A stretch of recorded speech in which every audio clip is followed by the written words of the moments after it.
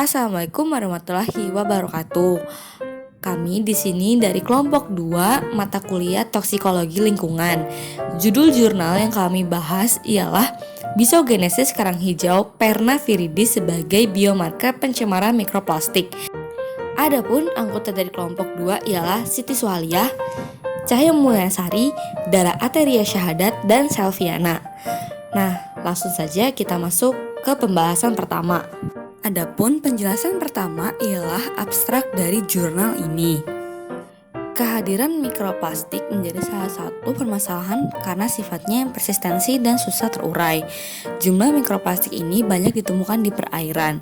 Banyak kasus di mana hewan perairan mengkonsumsi mikroplastik ini, dan tentunya hal ini akan berdampak buruk bagi hewan-hewan tersebut. Nah, salah satu hewan yang mengkonsumsi mikroplastik ini adalah kerang hijau. Dalam penelitian pada jurnal ini bertujuan untuk mengetahui efek mikroplastik terhadap produksi bisus kerang hijau. Bisus kerang hijau ini dapat digunakan sebagai biomarker untuk mendeteksi pencemaran pada lingkungan yang disebabkan karena mikroplastik. Pada penelitian ini menggunakan kerang hijau berukuran 4,1 sampai 5 cm di perairan Macini Baji, Kecamatan Labakang, Kabupaten Pangkep. Desain percobaan yang digunakan dalam penelitian ini ialah rancang acak lengkap dan dilakukan dalam waktu 7 hari. Pengujian mikroplastik ini menggunakan mikroplastik polietilen yang diberikan kepada kerang dengan 2 dosis berbeda, yakni 0 gram per liter dan 5 gram per liter. Dan penelitian menunjukkan bahwa di hari ke-1 sampai hari ke-6 tidak terjadi perubahan atau perbedaan produksi bisus. Namun pada hari ke-7 mulai terlihat perbedaan pada produksi bisus kerang, sehingga dapat diketahui bahwa bisus kerang dapat digunakan sebagai biomarker pencemaran mikroplastik dengan durasi pengujian selama 7 hari. Selanjutnya ialah bagian pendahuluan. Produksi plastik semakin meningkat setiap tahunnya karena meningkatnya permintaan secara global. Plastik sendiri merupakan benda yang sulit terurai. Penggunaan plastik secara terus-menerus akan mencemari lingkungan. Salah satu yang terdampak adalah lingkungan perairan. Ketika lingkungan perairan ini tercemar oleh plastik, nantinya hewan-hewan yang ada di dalam perairan tersebut dapat memakan plastik-plastik ini. Plastik-plastik ini dapat tertimbun di dalam tubuh para hewan tersebut. Nah, salah satunya ialah pada kerang hijau. Kerang hijau merupakan hewan filter feeder. Hewan filter feeder adalah hewan yang memakan materi partikel-partikel yang tersuspensi di air. Oleh karena itu, sangat memungkinkan kerang hijau akan mengkonsumsi mikroplastik yang mencemari air. Kerang hijau memiliki kemampuan beradaptasi yang baik dengan bahan pencemar. Salah satu bentuk adaptasi oleh kerang hijau adalah dengan bisus. Bisus adalah zat seperti lem yang membuat kerang hijau dapat menempel kuat pada substrat. Produksi bisus pada kerang hijau ini dapat menjadi biomarker suatu lingkungan. Biomarker adalah respon biologis pada makhluk hidup yang menandakan adanya paparan xenobiotika dalam tubuh.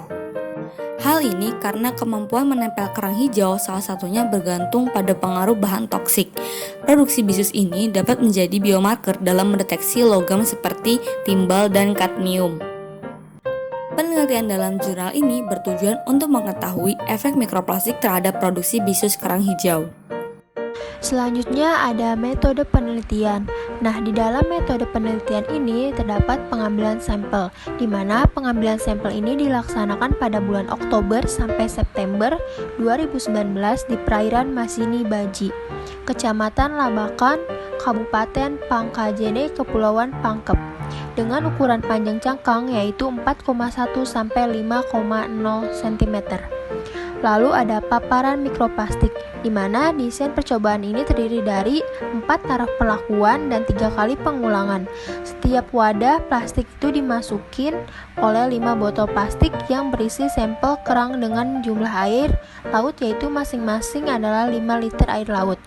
Setelah itu, sampel dicemari selama 7 hari dengan bahan pencemar berupa mikroplastik. Dan selanjutnya itu ada analisis data, di mana data yang diperoleh dilakukan uji statistik menggunakan uji one way ONAF. Sebelum itu dilakukan uji normalitas dan homogenitas untuk melihat distribusi data atau normal atau tidak normalnya dan varian. Tetapi apabila data tidak normal akan dilakukan uji transformasi, dan apabila data tidak berdistribusi normal akan dilakukan uji non-parametrik, yaitu uji Kruskal-Wallis untuk melihat perbedaan pertumbuhan bisus pada konsentrasi yang berbeda. Selanjutnya ialah hasil dan pembahasan. Dalam jurnal ini, pengamatan dilakukan pada kerang hijau yang telah dipaparkan mikroplastik selama 7 hari, menunjukkan bahwa jumlah bisus kerang hijau tidak mengalami perbedaan yang nyata pada setiap konsentrasi dari hari ke-1 hingga ke-6, dan hanya berbeda nyata pada hari ke-7 atau terakhir pemaparan untuk konsentrasi 5 gram per liter dengan kontrol.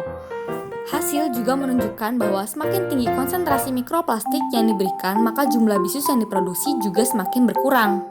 Uji statistik pada hari ke-7 disajikan pada gambar berikut. Pembahasan yang selanjutnya yaitu berdasarkan hasil uji statistik antar konsentrasi mikroplastik pada kerang hijau diperoleh bahwa perlakuan 0,05 gram per liter dan 0,5 gram per liter tidak berbeda nyata antara semua konsentrasi. Nah, hal tersebut bisa disebabkan oleh kemampuan kerang dalam meminimalisir bahaya yang ditimbulkan oleh sesuatu yang disaringnya. Oleh karena itu, mikroplastik yang diberikan di dalam media air pada konsentrasi tersebut masih padat ditoleransi, maka kerang mampu menyerap mikroplastik tersebut, lalu dapat mengeluarkan kembali melalui saluran ekshalan dalam bentuk pseudofeses. Nah, yang selanjutnya di sini ada kesimpulan.